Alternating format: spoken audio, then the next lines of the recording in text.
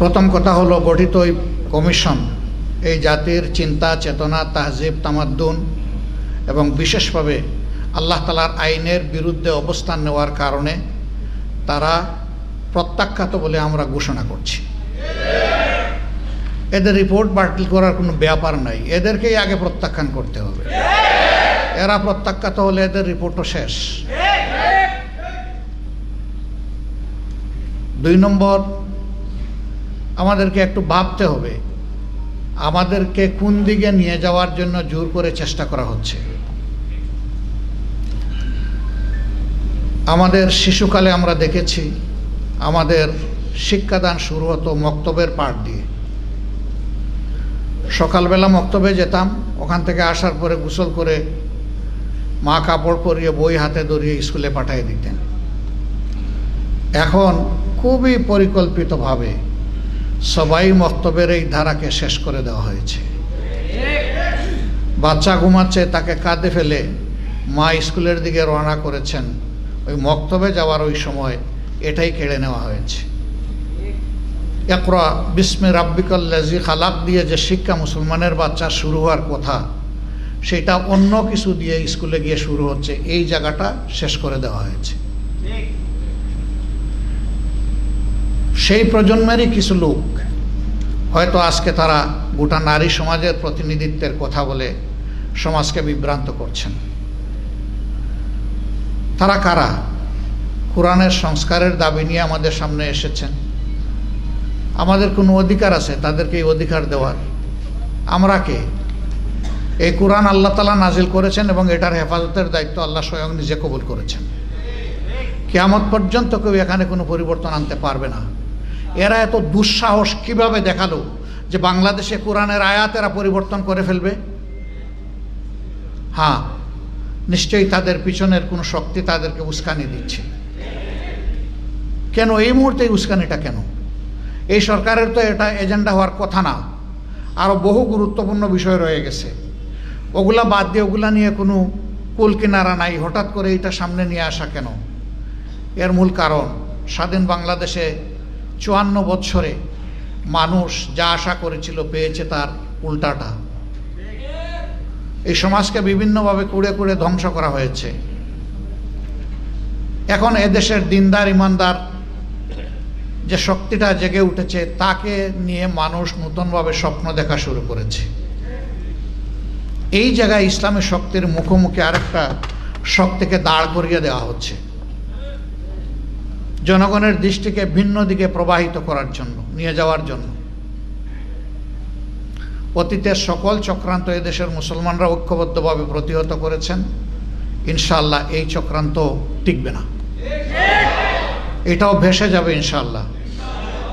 এরা শুধু আল্লাহ তাআলার কোরআন বিরোধী প্রস্তাবনা নিয়ে আসে নাই, এরা নিজেরা স্ববিরোধীও বটে।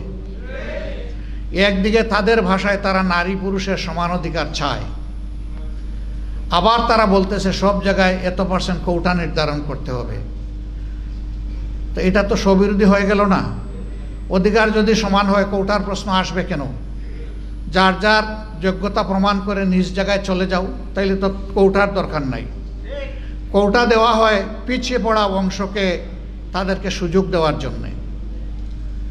নারীরা এই দেশে পিছিয়ে পড়ে নাই। নারীরা আমাদের মা, আমাদের বোন, আমাদের কন্যা, আমাদের ইজ্জত এবং সম্মানের প্রতীক।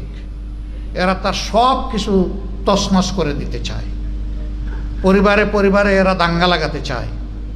এখানে প্রস্তাবনায় ম্যারিটাল রেপ বলে একটা কথা এসেছে। রেপ তো রেপই, রেপ তো দুইটা অসৎ পুরুষ আর নারী যখন একত্রিত হয় বিবাহ বহির্ভূত পন্থায়, সেটার নাম রেপ হবে। বিবাহিত জীবনে রেপের প্রশ্ন আসলো কেন? এর মাধ্যমে স্বামী স্ত্রীতে ঝগড়া লাগিয়ে আমাদের আদালতগুলোতে এই মামলা দিয়ে পরিপূর্ণ করে দেওয়া এদের উদ্দেশ্য। এরা সমাজের বিপর্যয়ের জন্য এই প্রস্তাবনাগুলো এনেছে। এই জন্য আবারও বলি, A to Z আমরা এই কমিশনই মানি না। কিসের ওদের আবার রিপোর্ট? কমিশন থাকলে রিপোর্ট হবে। যদি এই সংক্রান্ত নারীদের অধিকারের কোনো জায়গা যদি ক্ষুণ্ণ হয়ে থাকে, সেটাকে যদি আবার সামনে আনতে হয়, তাহলে অবশ্যই এদেশের বেশিরভাগ মানুষের ঈমান, আকীদা, তাহজিব, তামাদ্দুনের উপরে যারা বিশ্বাস রাখেন তাদেরকে বাদ দিয়ে নয়, তাদেরকে প্রাধান্য দিয়েই কমিশন গঠন করতে হবে। এই কমিশনে দুঃখজনকভাবে সেই রকম একজন নারীকেও রাখা হয়নি। এখানেই তো এটা পক্ষপাত দুষ্ট। আমরা এটা মানব না, আমাদের সাফ কথা, এটা মানব না আমরা। এর জন্য কোনো আন্দোলনেও আমরা যেতে চাই না, কিন্তু যদি আমাদেরকে বাধ্য করা হয় অবশ্যই আমরা আন্দোলনে যাব। সম্মানিত ভাইয়েরা, যেহেতু নামাজের সময় হয়ে গেছে, আরও গুরুত্বপূর্ণ ব্যক্তিরা রয়েছেন, তারা কথা বলবেন। এই জন্যে আমি আমার দলের পক্ষ থেকে আজকের এই আয়োজনের প্রতি পূর্ণ সংহতি প্রকাশ করার জন্য এখানে এসেছি। ইনশাআল্লাহ আমরা হাতে হাত ধরে দিন এবং সমাজের সকল কল্যাণকর কাজ একসাথে করব ইনশাআল্লাহ। এবং আমরা বার্তা দেব যে আমাদেরকে ভাগ ভাগ টুকরা টুকরা করে তোমরা আমাদের মাথায় আর কাঁঠাল ভেঙে খেতে পারবে না। আল্লাহ তাআলা আমাদেরকে তৌফিক দান করুন। আমাকে এখানে দাওয়াত দিয়ে দুটি কথা বলার সুযোগ তৈরি করে দেওয়ার জন্যে আমি আবারও আয়োজক সংস্থার প্রতি আমার গভীর কৃতজ্ঞতা জ্ঞাপন করছি এবং রাব্বুল আলামিনের দরবারে তৌফিক চাচ্ছি সকল ষড়যন্ত্রের বিরুদ্ধে আমরা বুক টান করে, বুককে শক্ত করে, মহান রবের উপর ভরসা করে আমরা যেন সব ষড়যন্ত্র মোকাবেলা করতে পারি। আল্লাহ যেন তৌফিক দান করেন ইনশাআল্লাহ। আগামীর বাংলাদেশ হবে ইনসাফের বাংলাদেশ, যার উত্থান ঠেকানোর জন্য আজকে এই সুরসুরে দেওয়া হচ্ছে সেই কোরআনের বাংলাদেশ। সবাইকে ধন্যবাদ। আসসালামু আলাইকুম রহমতুল্লাহ। আজকে যে চিত্রটা তৈরি করেছে এটা দেখে আমার মন কিন্তু খুশিতে ভরে গেছে। আজকে এর মাধ্যমে জাতির কাছে একটা মেসেজ, এবং বর্তমানে যারা কুলাঙ্গার ওদের কাছে কঠিন মেসেজ। আর বক্তব্য বেশি প্রয়োজন নাই। আজকে যারা এখানে উপস্থিত হয়েছে এর মাধ্যমেই যারা নাকি এই দেশকে অশান্তি করা এবং আমাদের ভবিষ্যৎ প্রজন্মসহ নাস্তিকতা বাস্তবায়নের যে হীন চিন্তা এবং চেষ্টা করছে, এটা কখনোই তাদের বাস্তবায়ন হবে না। সাথে সাথে আমি বিশেষ করে এই যে নারী নীতি সংস্কার কমিশন, আমার কাছে আশ্চর্য মনে হচ্ছে যে বিগত 53 বছর স্বাধীনতার পরে নাস্তিকেরা এবং বিশেষ করে ইসলাম বিদ্বেষী চক্ররা আমাদের দেশকে অস্থিতিশীল করার যে হীন চক্রান্ত বিভিন্ন সময় করেছে, আল্লাহর রহমতে কখনো বাস্তবায়ন হয় নাই। আজকে বর্তমানে অন্তর্বর্তীকালী সরকার তার মাধ্যমে বা তাদের মাধ্যমে এই হীন চিন্তা বাস্তবায়ন করবে। আমার মনে হচ্ছে যেটা ভালো করেই তারা জানে যেটা বাস্তবায়ন সম্ভব না, কখন এটা বাস্তবায়িত বাংলাদেশে হবে না। তারপরেও তারা এই পথ বেছে নিলে কারণটা কি? আমার মনে হচ্ছে যে আজকে যে আওয়ামী ফ্যাসিস্ট এরা যে 5ই আগস্ট আল্লাহর মায়ের গ্রামে একটা কথা আছে, আলমের বাহির, ভাত পাক করেও খেয়ে যেতে পারে নাই। ওরা তো বসে নাই, এবং পাশে বিভিন্ন যে আমাদের শকুন চক্ষু নিয়ে যারা নজর রাখছে তারা তো বসে নাই। তারা হয়তোবা এই সংস্কার, এই নারী কমিশন, এইটার মাধ্যমে একটা অস্থিতিশীল পরিবেশ তৈরি করে যখন ওলামায়ে কেরাম, দেশপ্রেমিক এবং যারা নাকি ধর্মাবলম্বী তারা যখন এক প্রতিবাদের রাস্তায় নামবে, এই সুযোগে হয়তোবা এই ঘাপটি মারা যারা নাকি এই দেশের শত্রু, ইসলামের শত্রু, মানবতার শত্রু, ওরা বিভিন্ন কায়দার সুযোগ তো তালাশ করতেছে, ওরা হয়তোবা এই সুযোগে রাস্তায় নামার জন্যে একটা পদক্ষেপ বা হীনচক্র, নীল নকশা তৈরি করতে পারে। এই জন্য অন্তর্বর্তীকালী সরকারকে আমি বলবো যে এখানে আপনারা যেই নারী নীতি সংস্কার যে কমিশন করেছেন এবং তাদের যে প্রস্তাব অনুযায়ী আপনারা খুব খুশি ভাবা দিচ্ছেন, এখানে আপনাদের মনে করতে হবে যে এমনিতেই আপনারা কিন্তু জনগণের ভোটে সরকার কিন্তু হন নাই। আপনারা কিন্তু দেশ পরিচালনা জনগণের ভোটের মাধ্যমে কিন্তু দেশ পরিচালনা করছেন না। এখানে হাজার হাজার মায়ের কোল খালি হয়েছে, বহু সন্তানদের চক্ষু হারিয়েছে, হাজার হাজার মায়ের সন্তানরা পঙ্গু হয়েছে। এর ফসল হলে আপনারা, আর সেখানে আপনাদেরকে সুন্দরভাবে দেশ পরিচালনা করতে দেবে, এটা আপনারা বুঝেন না? আমরা তো সবসময় আপনাদের সহযোগিতা ছিলাম, এখনও আছি, কিন্তু আমাদেরকে রাস্তায় নামিয়ে আপনাদের মুখামুখি দাঁড় করে ওই ফ্যাসিস্ট এবং ঘাপটি মারা শত্রুরা যেন সুযোগ না নিতে পারে, এটা আপনাদের মাথায় রাখার জন্যে আমরা বিশেষ করে অনুরোধ করছি। এরপরেও যদি আপনারা সামনে পা বাড়াতে চান, পরিষ্কার মেসেজ, আল্লাহর রহমতে যারা নাকি বিভিন্ন সময়ে ফেরাউনি ভূমিকায় ছিল, তারাও কিন্তু তাদের ফেরাউনি ভূমিকা বাস্তবায়ন বাংলার জমিনে করতে পারে নাই। আপনারা তো আল্লাহর রহমতে দেখা দৃষ্টিতে, আমি বলবো কি, ওই কে বলছে না যে 5 মিনিটে আপনারা আপনাদের অবস্থান থেকে সরে যান, 5 মিনিটও সময় পাবেন না। আমি আপনাদের সকলকে ধন্যবাদ জানাচ্ছি এবং সম্মানিত ওলামায়ে কেরাম এবং রাজনীতিবিদ এবং বিশেষ করে আমরা যারা আলহামদুলিল্লাহ ইসলামী রাজনীতির সাথে জড়িয়ে আমরা কাজ করছি, আজকে এক মঞ্চে আমরা আসায় আলহামদুলিল্লাহ আমার কাছে খুব ভালো লাগছে এবং ইসলাম দেশ এবং মানবতা গড়ার একটা পদক্ষেপ অনেকটা এগিয়ে গেছে আজকের এই সম্মেলনের মাধ্যমে। বর্তমান অন্তর্বর্তীকালীন সরকার কর্তৃক গঠিত 11টি সংস্কার কমিশনের একটি হলো নারী বিষয়ক সংস্কার কমিশন।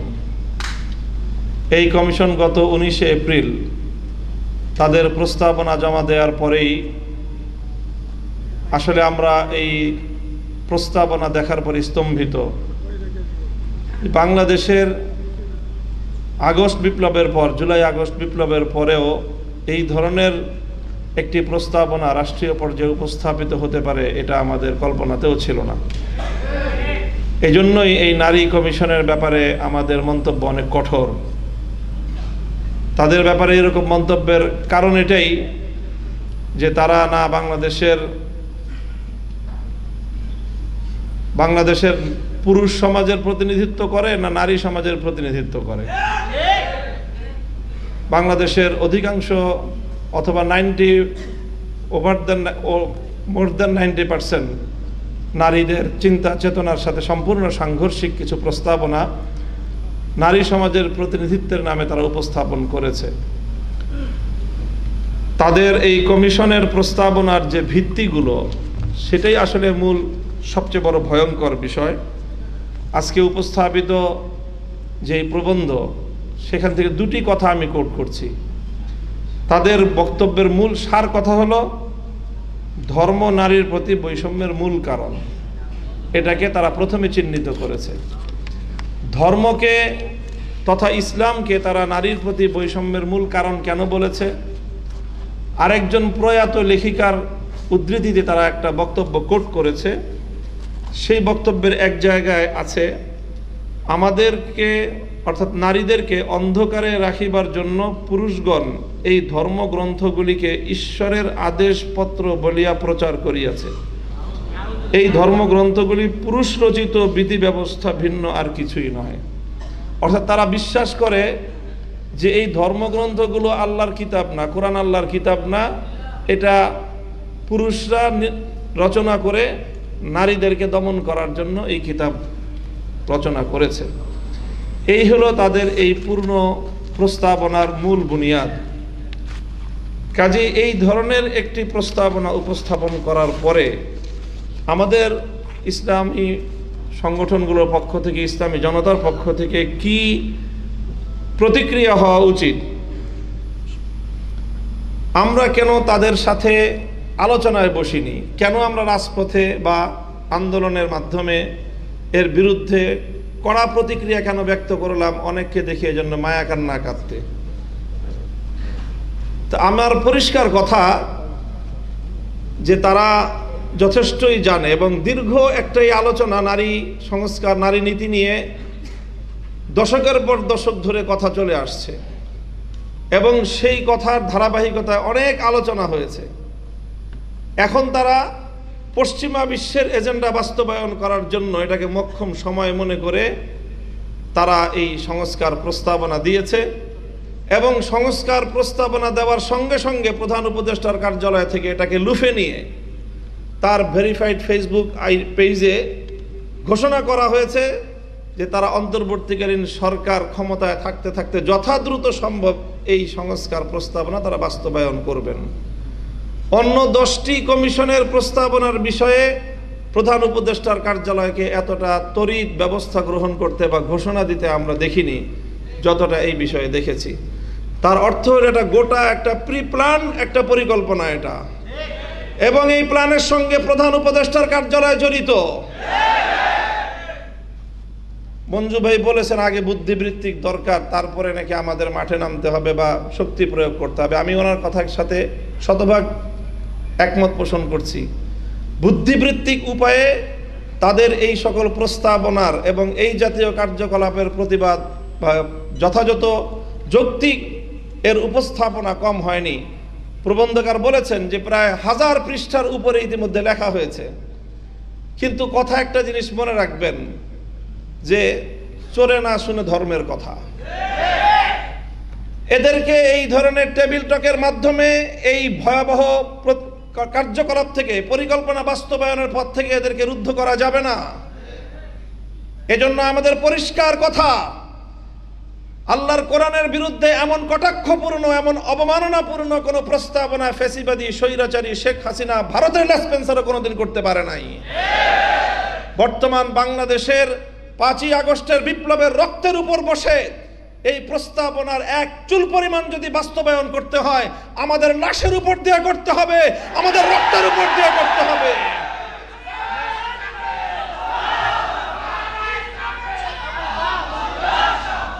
আমরা পরিষ্কার বলতে চাই, নারীর কাঁধে বন্দুক রেখে ইসলামকে ঘায়েল করবার এই দুরভিসন্ধি বন্ধ করুন। নারীর কাঁধে বন্দুক রেখে ইসলামকে আক্রমণ করার এই দুরভিসন্ধি বন্ধ করুন। আমরা নারীদের ব্যাপারে আমাদের পরিষ্কার কথা, আমরা নারীদের ন্যায্য অধিকার চাই, সমান অধিকার নয়। সমান অধিকার দিলে নারীরা টিকতে পারবে না। সমান অধিকার দিলে নারীরা পুরুষের সঙ্গে প্রতিযোগিতা করে সমাজে তাদের প্রকৃত অধিকার বাস্তবায়ন করতে পারবে না। এই জন্যই তো সংরক্ষিত আসন দিয়ে তাদেরকে আনতে হয়। প্রত্যেকটা জায়গায় তাদের জন্য সংরক্ষিত আসন দিয়ে নির্বাচনের মাধ্যমে বিভিন্ন উপায়ে তাদের প্রতিনিধিত্ব নিশ্চিত করতে হয়। কারণ সমান অধিকার দিয়ে নারীরা পুরুষের সঙ্গে প্রতিযোগিতায় অধিকাংশ জায়গায় পারবে না। এই জন্য তাদেরকে ন্যায্য অধিকার নিশ্চিত করতে হবে। ইসলাম সব জায়গায় ন্যায্য অধিকারের কথা বলেছে এবং অধিকাংশ জায়গায় নারীকে অগ্রাধিকার প্রদান করেছে। আমরা বলি ইসলাম প্রদত্ত নারীদের জন্য অগ্রাধিকার, এবং সেটাই সকল ক্ষেত্রে বাস্তবায়িত হবে ন্যায্য অধিকারের বাস্তবায়নের মাধ্যমে। কাজেই পরিষ্কার আমাদের কথা, নারীর ন্যায্য অধিকার নিশ্চিত করেন। নারীদেরকে পতিতাবৃত্তির দিকে ঠেলে দিয়ে মাতৃ সমাজের কলঙ্ক ঘটাবেন।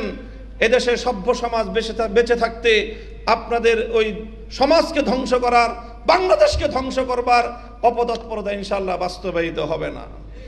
আমি আমার বক্তব্য এখানেই শেষ করছি। আবার বলছি, বর্তমান সরকারকে দেখেন, আমরা 16 বছর যুদ্ধ করেছি, আমরা ক্লান্ত।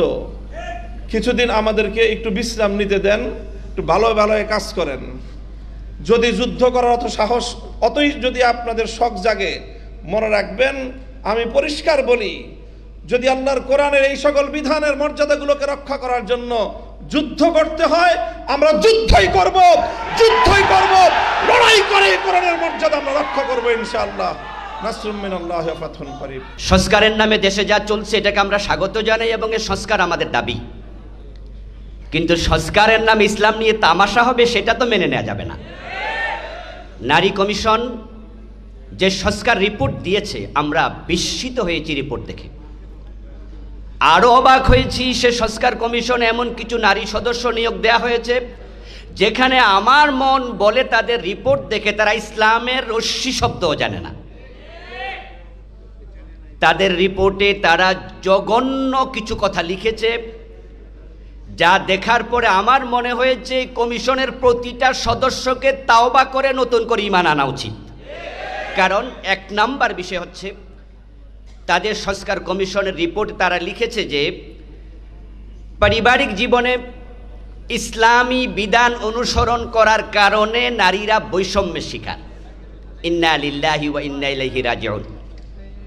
আমার কাছে যেটা মনে হয়েছে, তারা শিক্ষিত মানুষ, কিন্তু বৈষম্য আর বৈচিত্র্য সম্পর্কে তাদের জ্ঞান আদৌ আছে কিনা। তারা কেন বৈষম্যের প্রশ্ন আনলো? তারা বৈষম্যের প্রশ্ন এনেছে যে বাবা এবং মায়ের সম্পত্তিতে আল্লাহ কোরআন মাজিদে বলছেন লিযাকারি মিসলু হাযযিল উনসায়াইন, যে একজন নারী তার ভাইয়ের থেকে কম পাবে, নারী পাবে অর্ধেক, পুরুষ পাবে দ্বিগুণ। তারা বলছে এটা একটা বৈষম্য। সামাজিক সাংসারিক জীবনে আর-রিজালু কাওয়ামুনা আলান নিসা, আল্লাহর বিধানকে মানতে গিয়ে স্বামীদের কথা স্ত্রীরা শুনে চলতে হয়, এখানে নারীরা বৈষম্যের শিকার। ইসলাম বলেছে নেতৃত্বের ক্ষেত্রে, ইমামতির ক্ষেত্রে পুরুষরা থাকবে, নারীরা তাদের আনুগত্য করবে। তারা বলছে এটা বৈষম্য। এভাবে অনেকগুলো পয়েন্টকে সামনে এনে তারা বুঝাতে চায় ইসলাম মানার কারণে সামাজিকভাবে, পারিবারিকভাবে নারীরা বৈষম্যের শিকার। সুতরাং দিন মানার যে প্র্যাকটিস বাংলাদেশে আছে এটা সংস্কার করে বাদ দিতে হবে। নাউজুবিল্লাহ। আচ্ছা, ওনারা যেটাকে বৈষম্য বলল, আমার প্রশ্ন, রাসূলুল্লাহ সাল্লাল্লাহু আলাইহি ওয়াসাল্লাম বললেন যে মায়ের অধিকার বাবার তুলনায় তিন গুণ বেশি। এখানে তো নারীকে প্রাধান্য দেয়া হলো, তাহলে কি পুরুষরা প্রশ্ন তুলবে যে আমরা বৈষম্যের শিকার? কোন বর্বরতার দিকে ফিরে গেলাম? কিসের শ্রমিকের রিপোর্ট দিল, কিসের সংস্কার দিল? বরং তাদের ব্রেইনটা সবার আগে সংস্কার করা দরকার। সুতরাং যে নারী কমিশন তারা করেছে, এই কমিশন এটা প্রত্যাখ্যান করা, এবং এই কমিশনকে নতুন করে আবার রিপোর্ট তৈরি করতে হবে, এবং এই সদস্য প্রত্যেকটাকে নারী কমিশন থেকে বাতিল করতেই হবে। ইসলামী জনতা তাদের এই বস্তা পচা এই রিপোর্টকে গ্রহণ করবে না। এটাকে পরিত্যক্ত ঘোষণা আমাদের পক্ষ থেকে আমরা করব এবং করলাম। অবশ্যই এটাকে নতুন করে আবার লিখতে হবে। দেশ এবং জাতির কল্যাণে, নারীদের কল্যাণে, আমাদের কল্যাণে যাহা অর্থবহ ভূমিকা রাখবে এমন সংস্কার আমরা প্রত্যাশা করছি। আল্লাহ যেন সেদিকে আমাদেরকে নেয়।